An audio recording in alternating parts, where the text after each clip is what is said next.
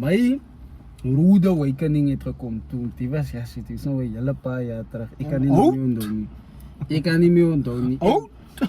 Wacht man, ik was daar bij Cape Gate Mall geweest. Nou, ik heb een girlie gefollow op Instagram. Oh, ik ga dan like animal. Wacht man.